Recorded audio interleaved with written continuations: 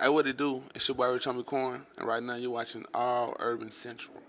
Man, well, how you feeling? You know, you're in LA. It's a vibe. I'm feeling good. Hold on, let me get my top off.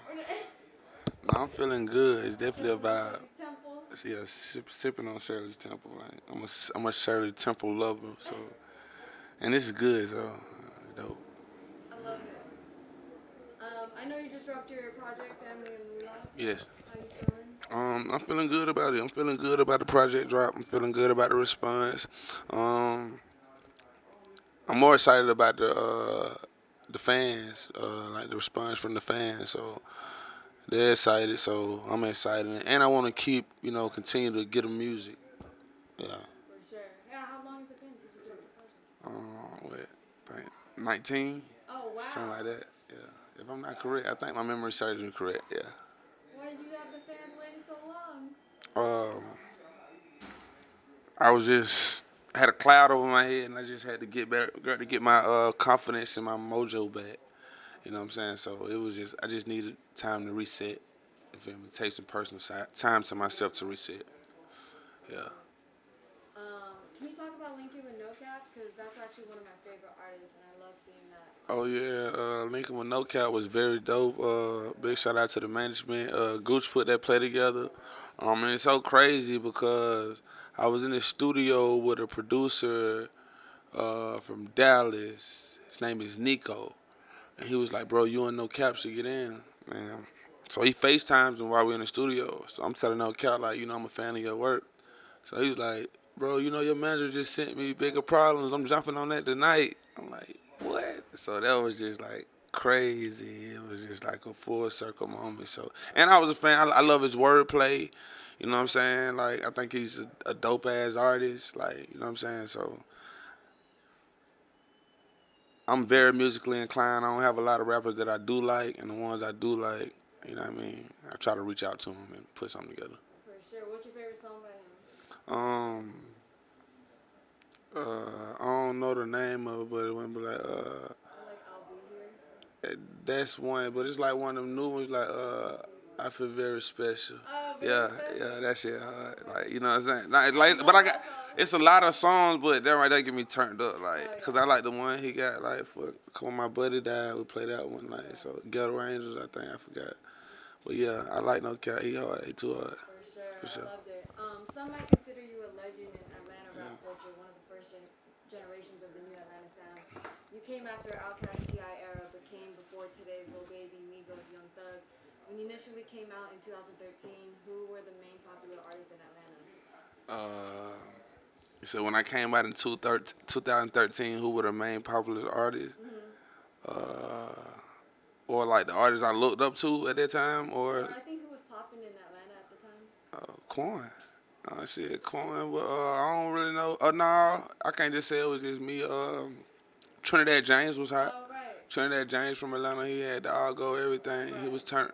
You feel me? So I definitely say like just in new generation, like nothing against the TIs or the Jesus, but yeah, Trinidad James was turned at that moment. For sure. What about who you were looking up to at that time? 2000. At that moment, I was just really trying to perfect my craft, and I knew rapping was something I wanted to pursue. So it was just more so about me taking it serious and crossing my T's and dotting my I's to make the right steps to put me in the right situations in the right room so the world could hear me. If that make any sense. Absolutely. How did Type of Way come about? Can you walk us through the process of coming up with that song? How Type of Way came about. Type of Way came about. I remember going to the studio like 3 days a week, and we went to Akon studio. I think it was called Icon at the time. Don't quote me, but we was at Akon studio. Yeah, Akon. Yeah, the Akon. Yeah, yeah. It was at Akon studio in Atlanta. I had an engineer named Evan at the time, and when I first heard the track, I think the track was from Carter X from South Carolina. I tried to get it right. But he had sent me some songs. We had been working. So when he sent the track, like I treated it like any other song. Like didn't spend too much time on it. Just went in there off emotion and feeling. But after I did complete the song, it had a different feeling. You know what I'm saying? My Uncle Meek was like, yo, I think this the one, Quan. Because like as an artist, like I've never picked none of my hits. I just go in there to make good music. So That's one I thing don't I know. spend like I don't spend like extra time on certain songs. Like I treat them all the same. You know what I'm saying? My process was it starts with the instrumental, and when I heard the instrumental, it just gave me a feeling, and I put that feeling on the beat.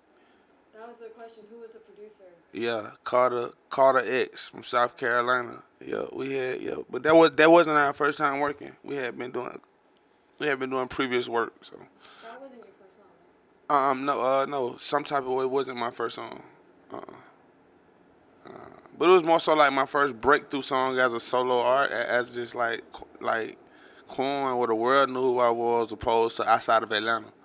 You know what I'm saying? Well, yeah. Totally. Yeah. When it dropped in 2013, what was the response? How successful was the song? Um, when some type of way dropped in 2013, the response was crazy. Social media wasn't was what it is today, so it's kind of hard. You know what I'm saying? But like, it was a it was a feeling more than it was a sound. Like That's memorable moment. You know what I'm saying? Kind of a blur, but I got certain parts I remember about it. You know what I'm saying? why was it a blur? It was just a lot. I was young. You know what I'm saying? I was turned, so it's like you remember certain things. Certain things stick out. But I was Yeah, young. I was turned. that's funny. How did your life change after the song became successful? Um, my life changed tremendously after the song came out. Like I went from staying with my mom to basically like becoming an adult. You know what I'm saying? Like it was different. It was difficult at first, but once I got once the shows and stuff started coming in, I just had to learn how to manage my money. And once I started learning how to manage money, I think shit, it was over with. Did anyone help you, or did you just figure it out? Now my dad always helped me. He just, you know what I'm saying? Because at first I ain't saving money, you know. Of course we all want a million, but I'm not even trying to save 1,000 if I don't got number 2,000. I ain't gonna get to no million tomorrow. That only makes sense, but it starts somewhere, and it's just self-discipline. You know what I mean? Which I would say is the most game he gave me, just self-discipline. You know what I'm saying? Holding yourself accountable. You feel me? So yeah. Absolutely. Did people and opportunities start popping up out of nowhere? Did friends or women start treating you different? Um, Opportunities, yeah, did start popping up out of nowhere. Women treat me different. Not really. You know what I'm saying? I've always been a ladies' man, like from elementary, so I didn't feel like I was getting no extra attention. You know what I'm saying? Uh, I've always been a ladies' man. Like the girls know that. I love it. They know that. What was the first celeb that you met or showed you love as an artist that made you realize I made it? Um, it was a couple of them, and I don't want to just shun on one, but it was just one moment I always remember when Khalifa brought me on my first tour. I love it. And like it was just like his home. It was just so cool. Like he was just so cool. And like man, Wiz had me smoking weed in Walmart. Like, like Yes! thinking about that now, like I would never do that. Like Wiz had me smoking weed in That Walmart. is hilarious. And it was crazy. So like yeah, Wiz was like probably like one of the first ones. Like the opportunity he gave me. I had never been on a real tour. Wow. You feel me? So it's like I never forget that moment. It was dope as hell. Yeah, y'all get in trouble in Walmart? Nah, that's what's so crazy about it. We bent down, like, we sneaking and smoke. You know what I'm saying? In Walmart. Like, Right. yeah. That's hilarious. No, we didn't get caught. That's funny. I just have to ask about lifestyle because that is like my high school anthem. I feel For like sure. everybody's Yeah, for sure. For everyone sure. can attest to that. Do you have a favorite memory from that? My favorite memory from Lifestyle would have to have been this was the first night I met Birdman. And the first night I met him, he came to the club. He came to one of my shows. I had just fell out at I had just fell out at the walkthrough video, and I had busted my face. Oh my god. Yeah, so when I busted my face, like the money I was getting, I couldn't miss this show. So I makeuped up, I had to go make up. It was the only time I've ever used just my makeup because, you know what I'm saying, I didn't want to miss the money. But Birdman was at the show. So while Birdman's at the show, like, yeah, hey, nephew, you should come back to the studio. So we go back to the studio, me, him, my dad, and he pressed spacebar when he played spacebar. When he pressed spacebar, just heard Lifestyle. Nephew, you want to put a verse on that? I'm like, Hell yeah, I'm gonna go the first on that. You know what I'm saying? It was just the first song. You know what I'm saying? The first song he played for me was Lifestyle. And I That's just, iconic. yeah, the moment, the time, the era is dope. Right. You feel me? Is it true you thought it was Young Thug on the record? You thought it was Lil Wayne? Yeah, when I first heard it, I thought it was Lil Wayne. I looked at my dad, I was like, "Oh, I'm finna get on the song with Lil Wayne." I swear to God, I swear to God, that's That's true. crazy. That's true. I did think it was Wayne at first. I did. That's so funny. How did Young Thug and Rich Homie Quan album come about? Did you and Thug invent Rich Gang? Um, the Rich Game album came about just me and Thug being solo artists, just doing music collectively every day, just recording. You know what I'm saying? Not even knowing we was gonna drop an album. Just artists just vibing. You know what I'm saying? A vibe just turned to an album. Birdman, he flew to Atlanta and just saw the vibe, saw the chemistry. Like, man, y'all gotta put this out. And it was just brought out to the world like that. Is it true that your dad helped Jacques sign to Birdman? He would never say that, but I would probably say that. Yeah. But I wouldn't just say like we already had the relationship with Bird and his son Jacques I already won it, so you know what I'm saying? Pop really just stole the alley. And more so like that. You know what I For sure. How was it being part of Rich Gang during the time when Lil Wayne had a huge beef with Birdman? mean? It was really cool, like being in Rich Gang, cause like I never saw Wayne. You know what I'm saying? So it's like, in the time I did see him, like it was after the Rich Gang days. You know what I'm saying? So it's like we never saw Wayne, and like shit, I wasn't getting in Birdman business. I was so turned, like you know what I'm saying? We were so turned, like we turned, like we young, turned. So whatever Bird was with, we was with. Right. You know what I'm saying? Yeah. Did you ever fear for your career considering someone as close as family to Birdman was having label and legal? Nah, I was never in fear only because like I never signed no paper. I never did no paperwork with Bird, Right. and I knew I had like the best entertainment lawyers and the best, so I wasn't worried about it, like as far as like never been a doubt. Gotcha. Yeah. What was it like being business partners with Thug, but being label mates with wife and Lucci at the time they were having public beef? These Um, questions are for them, just nah, FYI. it's cool. It's cool. It's cool. To be honest, in the moment, like I'm not even knowing they have beef. I don't even think it was a beef. You know what I'm saying? I remember when Lucci got signed, cause Lucci ended up coming out to the tour. I was out on Wiz, like, and I'm in Carolina. You should sign with Fly, whoop the whoop the whoop. And I'm doing music with us, so it's like it's Atlanta. Like I'm not even knowing it's a problem. You know what I mean? So I was never put like in the middle of it or in a iffy situation because I stayed out of it. Even if they had a situation, it wasn't my business. Right. You feel me?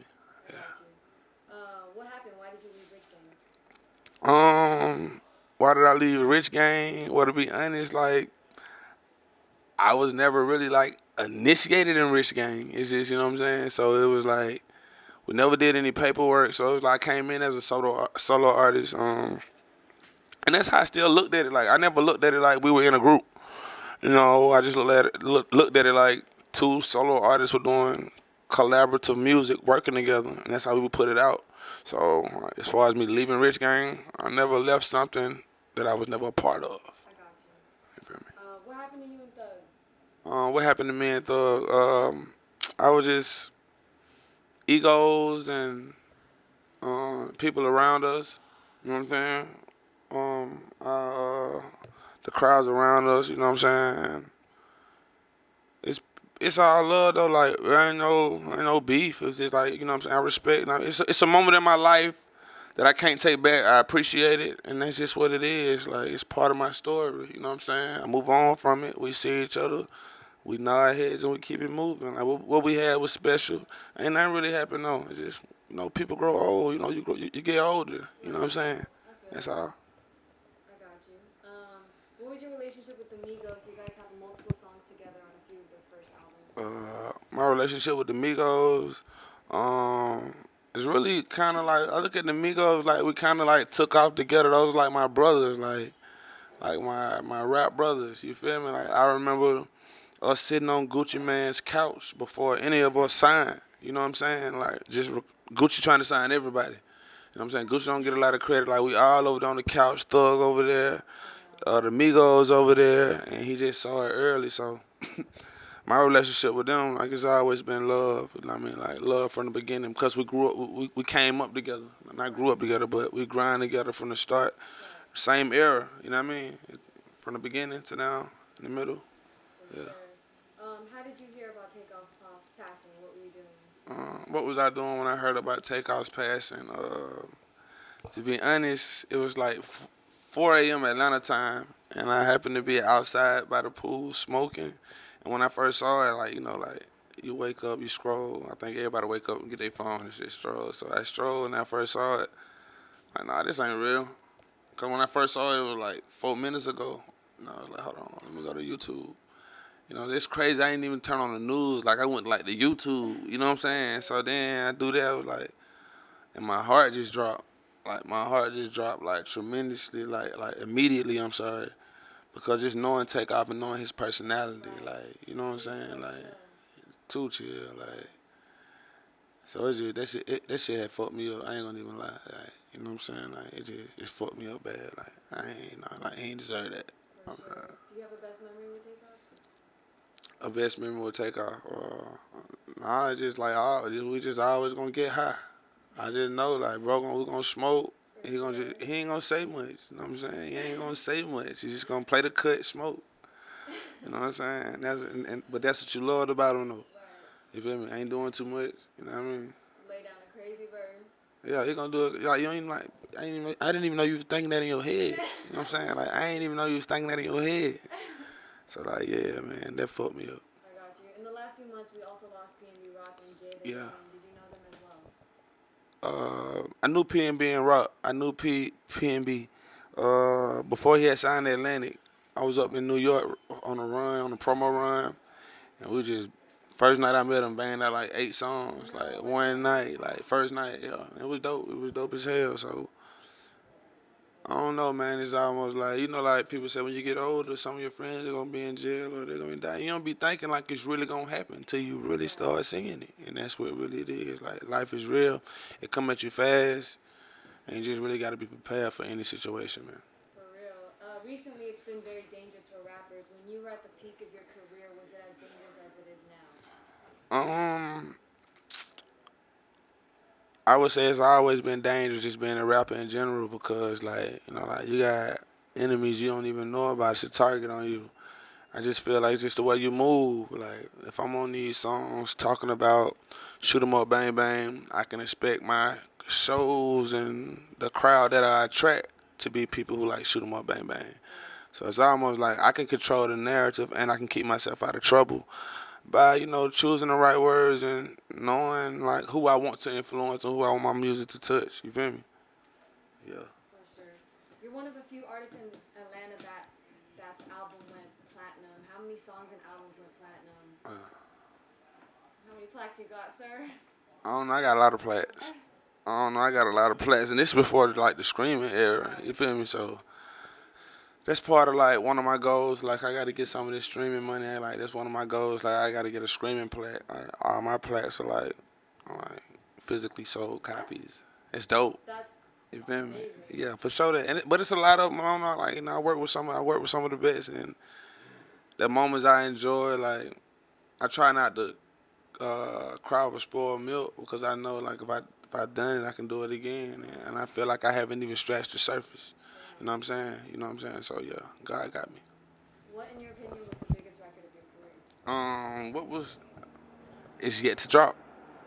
You know what I'm saying? The biggest record of my career is yet to drop. Is yet to be released. You know what I'm saying? But if we was just to say off the catalog that you've heard, um,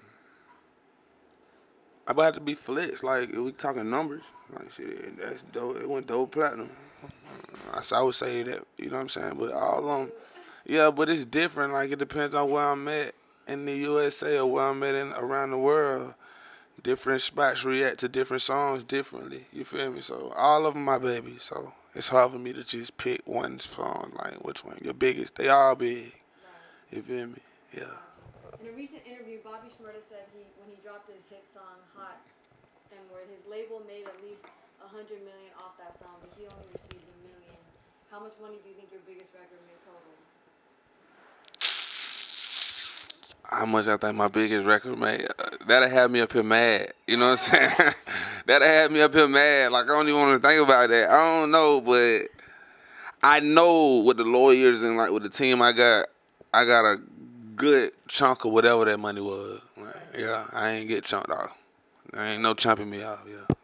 You were the first, think it's a game, first major artist before Trinidad James and Yeah. Lucci. Is it true you signed your first deal for 19K? It's true. I signed my first deal for 19K, but I was so smart, and you got to think like this is damn near like 11 years ago, so times were different. Like man, like it was the best situation for me at the time. You know what I'm saying? And I was so hungry, and I knew what I had, and like I bet it on myself. For sure. You feel me? I signed it for 19K, but I was so smart. Well, I was smart and dumb at the same time because I knew like if I got the whole 19K at one time, I was gonna f the money up. So I told him, look, bro. Let's divide whatever this 19K is time 52. I think it was like $460 a week. No. So I would get paid every week. You see what I'm saying? Make a long story short, by 6 months in, I started getting the money because I had already took off. So when we did the litigation and went back to court, I had to get some of that 19K because I stopped getting it because I had already took off. I ain't need the 400 a week no more. Damn. So I bet it on myself and I won. So it went back to 19K. I just wanted the chance. You know what I mean? So, That's fire. I'm inspired. for sure. Did you know Nut, aka Peanut? Yeah, for sure. I knew nothing. That was the big homie. He was a dog. He was my dog. He was my bro. Can you talk about the My Hitter song with YG? How did that come about? How did the My Hitter song, song with YG come about? Fly called me. Fly being the CEO of TIG, called me like, Quan, go to the studio. I want you to meet YG. And keep in mind, and it's not, I don't know YG from a can of paint. I've never heard of YG. Really? I didn't. At this time, I didn't. Damn. And I think, what year was that? Got to be 14? Mm-hmm. Yeah, 14. I think we was doing a cookout. We got Boosie. I got Boosie and Birdman at my grandma's house. You want me to leave here? I got them in the hood on Gresham. You want me to leave here and go to the studio to meet some guys I don't know? Damn. But saying, God, just like, man, go to the studio, man. I go to the studio, and I see Mustard first, and I think Mustard is YG. I'm like, what's up? He got the laptop out. I'm like, what's up, bro? I'm ready to work. What up, YG? I'm like, nah, I ain't on Mustard. I was so embarrassed, you know what I'm saying? Because I didn't know, like I say, like, it wasn't no social media wasn't what it was then, so like I could just look you up. Right. But when he was playing beats, and he playing beats, he was like, I think this sound, and they went past the one that had the sample, and all I was thinking about, I remember Lil Wayne did a sample on something like this. This would be dope if I could do it. I went in the booth, and that's how My Hitter came out. It came out dope. Crazy. You feel me? What was the music video shoot like with Lil Wayne, Meek Mill, and Nicki Minaj? Was that your first time meeting Nicki? Yeah, that was definitely my first time meeting Nicki at the My Nigga remix. That was so iconic. It was like, I think, as I remember, like I remember helicopters being over us. I don't know what happened, but Nicki pulled up in like a pink Maybach, and I was trying not to be starstruck. You know what I'm saying? Because this was really like a moment. I'm like, bro, this is Nicki, yo. You know, like this is Nicki, like. Wayne, everybody like, yeah, ain't care about nobody like, what, yo, this Nicki though, like, Nicki just pulled up in a pink Maybach, like, and like, she was like, nobody take no pictures of me on set. If you take a picture, I'm walking off this motherfucker, and like, when playing, I was like, I ain't not, like, you know, I was scared to even look at her, like, true story, like, you know what I'm saying? Hilarious. Yeah, she ain't gonna play. Yeah, I remember she came to the radio station and they literally had to shut down the entire Yeah, floor. like, listen, there's helicopters and shit out there, like, for Nicki, boy. They weren't playing. That's crazy. Real quick, is it true that you were rapping with Drake while he was drinking cocoa latte? Yeah, I don't know. Yeah, it is true. I was rapping with Drake. I can't tell you what was in his cup, but I think it was some latte, like a hot cocoa or something. Cause he had the robe on. You know it's cold as hell in Canada, so Yeah. I know you ain't like the coffee cup. Nah, it had to be some hot. I don't know what it was in there, but yeah, I was definitely rapping with Drake. That's hilarious. Real quick, what artist would you like to work with that you never have? What artist would I like to work with that I never worked with? I like to work with Kodak. Okay. I like to work with Youngboy. Okay. Nice. You know what I'm saying? Keep it Atlanta. I like to work with Baby. For sure. You feel me? OG, I like to work with Jay-Z. Okay. You feel me? For Yeah, sure. that'll be hard. Respect. Is there anything else you want to let us know? We got to wrap. Sorry. I'm sorry. Family Moolah. You know what I'm saying? How this shit out. We're finna reload it on the 18th. Stay tuned. We back outside. We back popping it. Yeah.